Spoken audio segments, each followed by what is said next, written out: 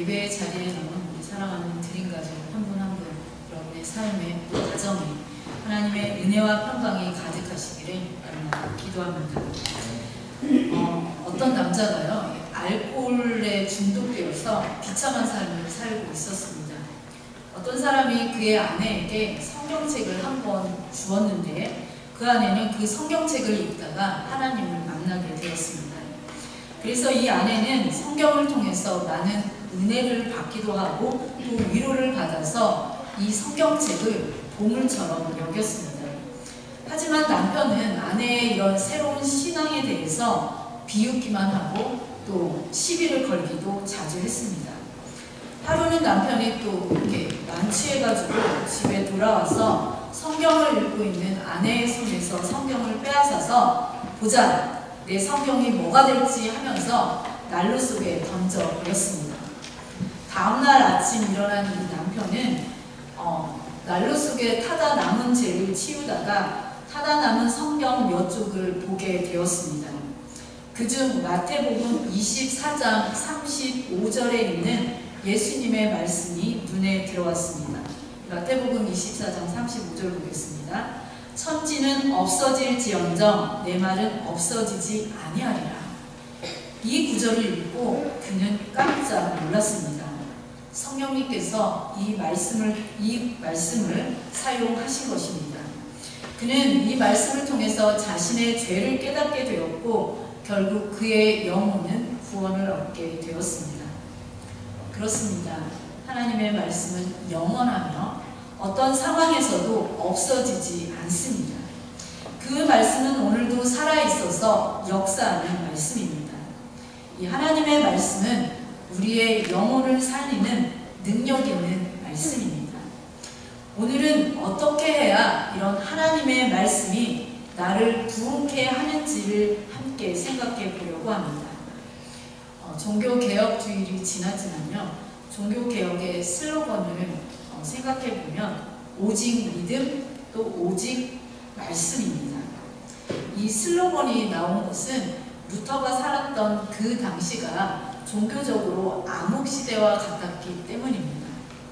그때 교회는 물론이거니와요, 많은 성직자들이 심각하게 타락했었습니다. 이런 교회와 성직자들의 타락의 결과는 무지와 미신이 판을 치게 만드는 그러한 종교적인 어둠의 시대를 만들었는데 그 이유 중에 하나는 그들에게 말씀이 없었기 때문입니다. 당시 교황청에서는 일반 사람들이 오늘날처럼 이렇게 성경을 소유하거나 연구하는 것을 금지시켰습니다. 이유는 성경을 잘못 해석할 수 있다는 것이었습니다. 그리고 그 당시에 가지고 있던 성경 대부분이 라틴어 성경이었기 때문에 라틴어를 알 수 있는 몇몇 사람을 제외하고는 일반 성도들은 이 성경 말씀을 읽을 수가 없었습니다. 이에 대해서 12세기 말년쯤에 이르러서 프랑스의 피터 왈도라는 사람이 있었는데 이 사람이 성경을 자기 나라어인 프랑스어로 번역해서 일반 사람들에게 나누어 준 일이 있었습니다. 그런데 그 일 때문에 이 교황청에서는 피터 왈도를 이단으로 정죄하고 그를 따르는 사람들을 죽이기에 이르렀습니다. 이러한 문제들이 한두 가지가 아니었습니다. 이러한 문제들이 쌓이고 쌓여서 루터가 1517년 10월 31일에 바로 여러분이 잘 알고 있는 95개 주의 항의문을 통해서 제기했던 것이 바로 종교개혁입니다. 그러나 이 종교개혁은 마틴 루터 혼자서만 일으킨 것은 아닙니다. 또 종교개혁이 하루아침에 갑작스럽게 일어난 일도 아닙니다. 루터 이전부터 많은 사람들이 종교개혁을 위해서 애썼습니다. 이것은 지금도 개신교의 가장 중요한 뿌리라고 할 수 있습니다. 그래서 우리는 오직 믿음과 오직 말씀이라는 이 가치를 절대로 놓지 말아야 할 뿐만 아니라 또 힘써서 지켜야 합니다. 왜냐하면 믿음과 말씀을 통해서만이 교회는 바로 세상적인 가치관으로부터 오염되지 않을 뿐만 아니라 오직 하나님 나라의 가치를 추구하면서 거룩함과 순결함을 유지할 수 있기 때문입니다. 그래서 오늘 예배가 예배되게 하는 7가지 법칙 6번째 시간은 하나님의 말씀입니다. 올바른 예배는 하나님의 말씀을 듣고 깨달아서 그 하나님 말씀에 충실하게 살고자 하는 결단과 반응이 있어야 합니다. 하나님의 말씀은 우리를 새롭게 합니다. 하나님의 말씀은 우리를 변화시키고 우리를 굳세게 하는 힘과 능력이 있습니다. 오늘 본문에는요, 이 느헤미야를 통해서 예루살렘 성전이 재건된 후에 하나님께서 이번에는 에스라라는 서기관, 그러니까 학사를 불러서 그를 영적인 지도자로 세우시고 이스라엘 백성들의 마음을 재건하는 그러한 일을 하고 있음을 보여주고 있습니다. 이 재건이라는 말은 다시 세우다라는 뜻입니다. 그 당시에 성의 재건, 그러니까 성벽과 성문의 재건은 꼭 필요한 일이었지만 마음의 재건 없이 이스라엘의 역사는 새로운 내일을 기약할 수 없었습니다.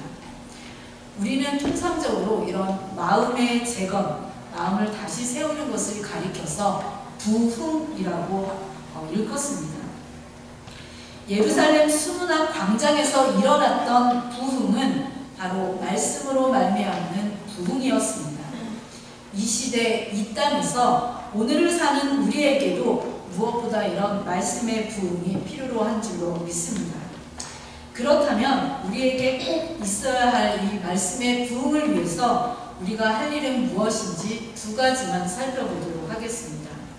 그 첫 번째로 우리는 말씀을 사모해야 합니다. 오늘 이 느헤미야 8장 말씀에 일어났던 때는요, 이스라엘 백성들이 바벨론 포로에서 해방되어서 다시 가나안 땅으로 돌아온 지 90여 년이 지난 후에 일어난 일이었습니다. 시기적으로는 대략 BC 445년 정도로 일컫고 있습니다. 이 당시 이스라엘 백성들은 주변의 이방 민족들로 인해서 심각한 고통을 겪고 있었습니다. 왜냐하면 이방 민족들이 예루살렘 성벽과 성문을 파괴할 뿐만 아니라 수시로 약탈했기 때문입니다. 그래서 느헤미야를 중심으로 해서 이스라엘 백성들은 성벽과 성문을 재건하는 일을 추진하게 되었는데 그들이 불과 52일 만에 이 무너졌던 예루살렘 성벽과 성문을 다시 세우게 되었습니다. 이제 성벽 재건 공사는 끝났습니다. 그리고 그들은 다시 자기들의 성읍으로 돌아가서 일상적인 생활을 하고 있었습니다. 그런데 7째 달이 이르러서 다시 예루살렘에 모이게 된 것입니다. 그것이 바로 1절 말씀의 기록입니다. 1절 말씀 다시 보시겠습니다. 이스라엘 자손이 자기들의 성읍에 거주하였더니 7째 달에 이르러 모든 백성이 일제히 수문학 광장에 모여 학사 에스라에게 여호와께서 이스라엘에게 명령하신 모세의 율법책을 가져오기를 청하매 이들이 각자의 삶 속에서 있다가 다시 모인 것은 하나님의 말씀을 듣기 위해서입니다. 또한 2절부터 6절에 보면 그들이 얼마나 말씀을 사모하였는지를 보여주는 그런 장면들이 계속해서 나오고 있습니다. 알아들을 만한 어린 나이의 어린이로부터 시작해서 나이 든 사람들까지 모든 남자와 여자들이 다 수문학 광장에 모여서 에스라가 하나님의 말씀을 낭독하는 것을 들었습니다. 그들은 무려 새벽부터 정오까지 하나님의 말씀을 들었습니다. 그리고 모든 사람들이 그들의 율법의 말씀에 귀를 기울였습니다. 새벽부터 정오는 뭐 12시니까 아닌데 새벽은 도대체 몇 시일까? 대략 날이 밝은 6시부터라고 생각할 수 있습니다.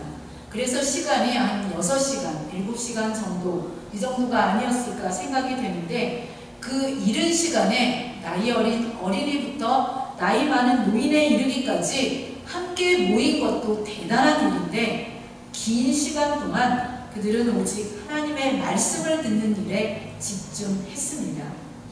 만약 우리에게 6시간 동안 하나님의 말씀을 들으라고 한다면 여러분은 어떻습니까?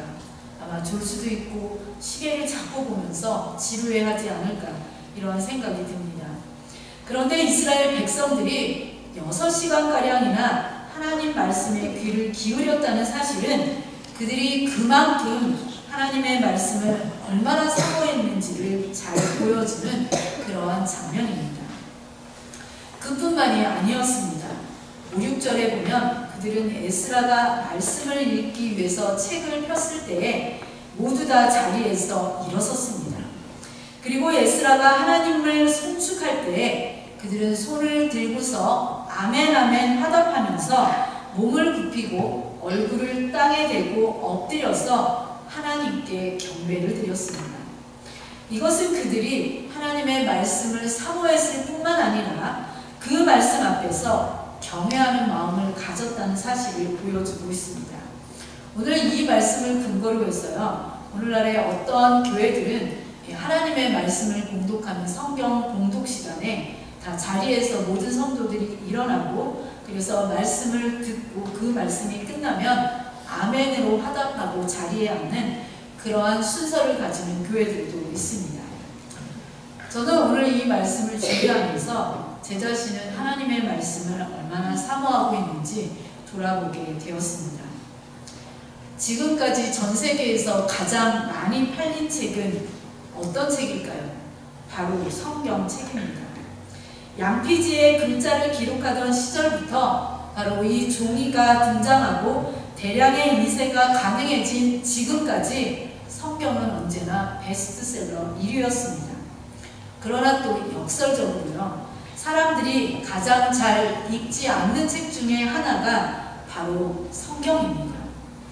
그럼에도 이 성경 말씀은 살아있을 뿐만 아니라 힘이 있고 능력이 있습니다. 히브리서 4장 12절 말씀에서 우리에게 증거하고 있습니다.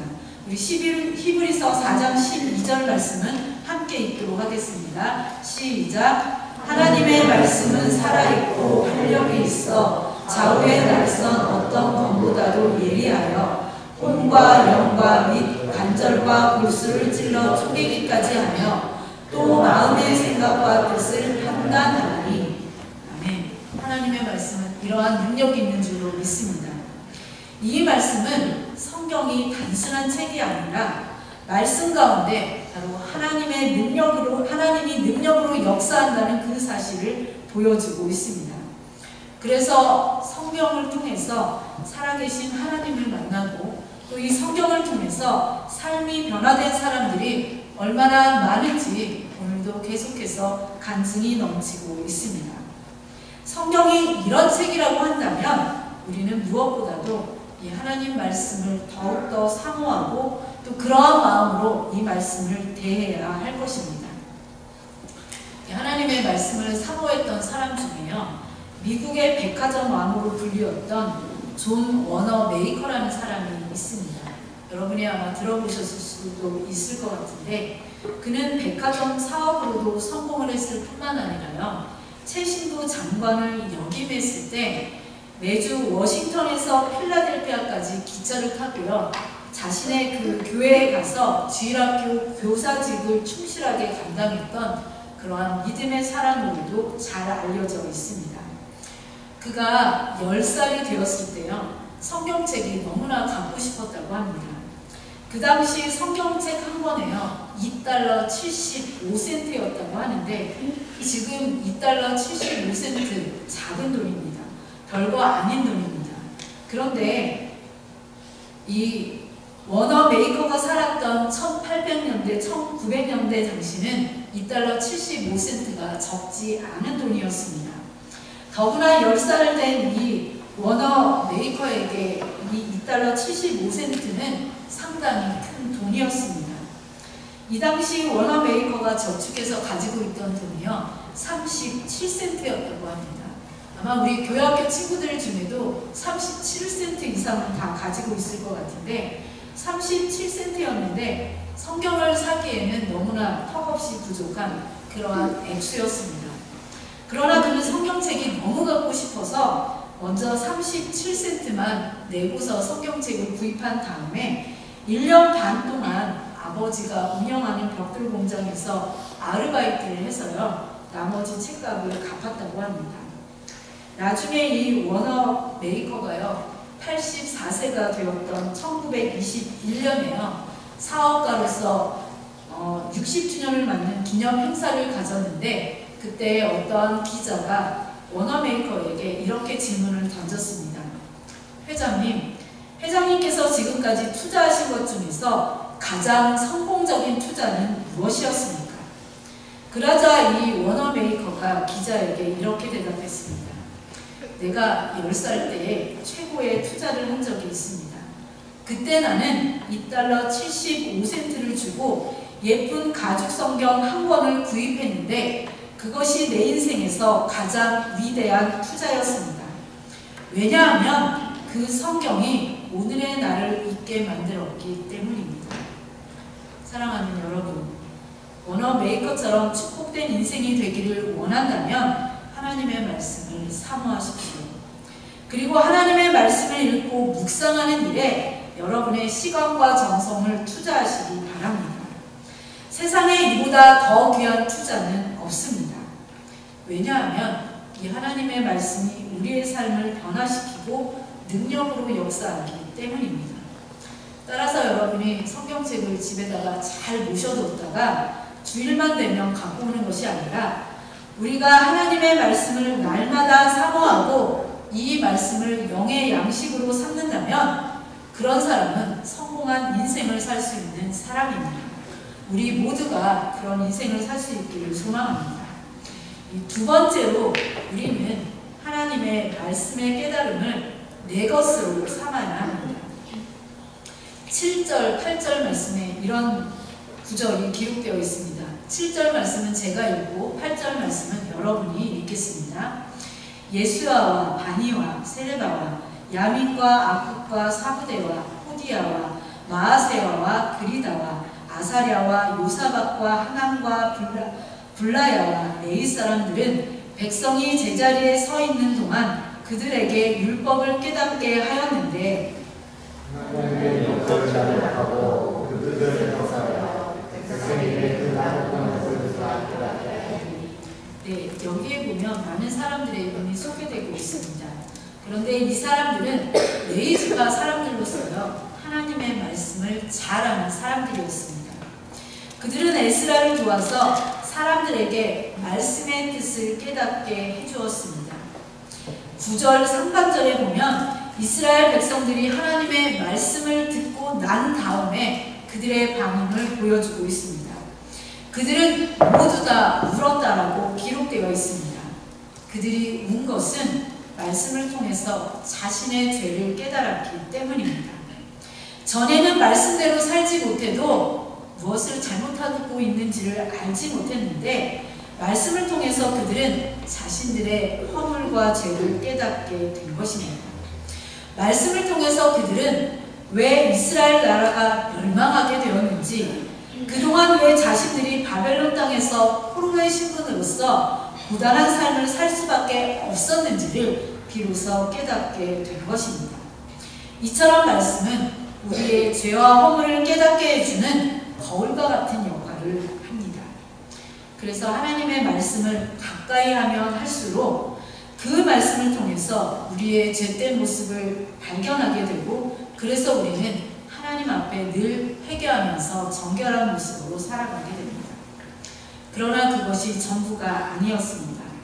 9절 하반절부터 10절에 보면 이 느헤미야와 에스라가 이스라엘 백성들에게 여호와의 성일이니 슬퍼하거나 근심하지 말라. 살진 음식을 먹고 단 것을 마시라. 여호와로 기뻐하는 것이 너희의 힘이라고 이렇게 이야기하고 있습니다. 이렇게 이야기할 이때는 바로 나팔절인 7월 1일이었습니다. 이스라엘의 종교력은 7월이 되게 중요한 달입니다.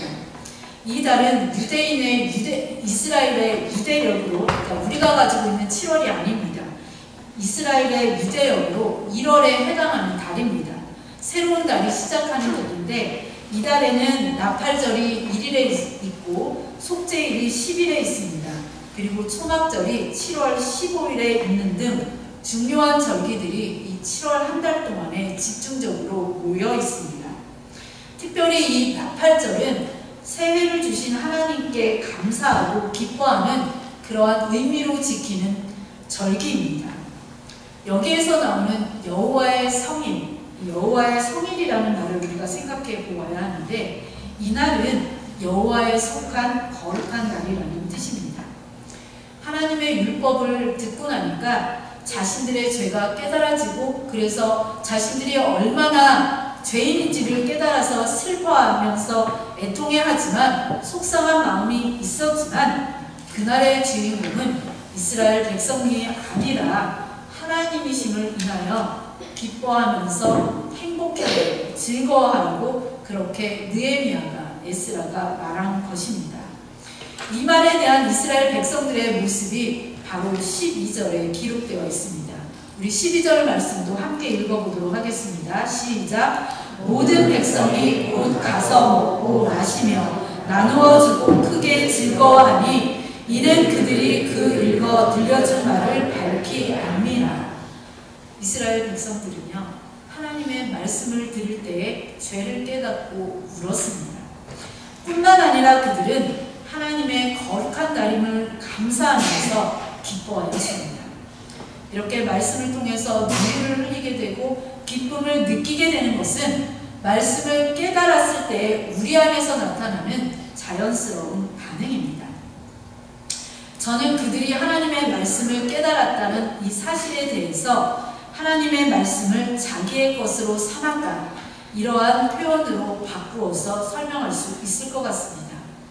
왜냐하면 이 하나님 말씀 중에 그 뜻을 이해하기 어려워서 깨닫지 못하는 경우는 거의 없습니다. 물론 우리가 가지고 있는 성경 말씀 중에는 해석하기가 쉽지 않은 부분들이 있기는 합니다. 그러나 대부분의 경우는 우리가 이해하기 어려워서 말씀을 깨닫지 못하는 것이 아니라 그 말씀을 내 것으로 삼지 못해서 깨닫지 못하는 경우들이 더 많이 있는 것을 볼 수 있습니다. 그래서 성경 말씀을 읽거나 들을 때에 이 말씀은 우리 남편이 들어야 하는데, 이 말씀은 우리 아내가 들어야 하는데, 이 말씀은 우리 자녀가 들어야 하는데, 이 말씀은 어느 집사님이 들어야 하는데, 이러한 마음으로 말씀을 듣는다면 그것은 우리가 말씀을 깨닫지 못했다는 증거입니다. 또 그 말씀에 집중하지 않고 졸거나 다른 생각을 하고 있다 보면 마찬가지로 우리는 하나님의 말씀을 깨달을 수 없게 됩니다. 그래서 우리가 하나님의 말씀을 깨닫기 위해서는 그 말씀이 다른 사람이 아닌 나에게 주시는 말씀이라고 받아들여야 합니다. 그리고 그 말씀을 하나도 놓치지 않도록 우리는 집중해서 귀를 기울여야 합니다. 그럴 때에 우리는 이스라엘 백성들처럼 우리의 죄가 생각나서 눈물이 흐르고 또 하나님의 은혜가 감사해서 우리 마음에 기쁨이 솟아나게 되는 것입니다. 그리고 그때 비로소 이 말씀이 우리 속에서 좌우의 날성검과 같이 도려낼 것은 도려내게 되고 새롭게 할 것은 새롭게 하면서 우리를 변화의 길로 이끌어가게 되는 것입니다. 결론의 말씀입니다. 사랑하는 여러분, 여러분에게 묻고 싶습니다. 하나님의 말씀을 읽고 은혜 받을 때가 언제였습니까? 하나님의 말씀으로 인해 우리 삶의 어떠한 영역이든지 변화를 경험해 보실 때는 언제입니까? 이 하나님의 말씀으로 인해서 나의 가정생활이 변화하고 나의 학교생활이 변화하고 사회생활이 변했던 때가 언제입니까? 이런 때가 오래전이었다고 한다면 이제 다시 말씀으로 변화가는 그러한 시간이 되시길 바랍니다. 느헤미야 8장에 기록된 것처럼 말씀으로 인한 부흥이 우리 공동체 모두에게 오기를 소망합니다. 이렇게 되려면요, 성경 말씀을 가까이 하시기 바랍니다. 하나님 말씀으로 인한 변화는 우리의 삶에서 어쩌다가 일어나야 할 변화가 아닙니다. 우리의 삶에서 날마다 일어나야 할 변화이며 실제적인 사건이 되어야 하는 그러한 능력이 되어야 합니다. 그러기 위해서 우리는 하나님의 말씀을 깨달아야 합니다. 사랑하는 여러분, 하나님의 말씀을 사모하십시오. 그리고 그 말씀을 내 것으로 삼으십시오. 그래서 그 말씀을 통해서 우리가 날마다 살아가면서 하나님의 성품을 닮아가는 하나님의 거룩한 백성들이 다 되시기를 주님의 이름으로 축복합니다.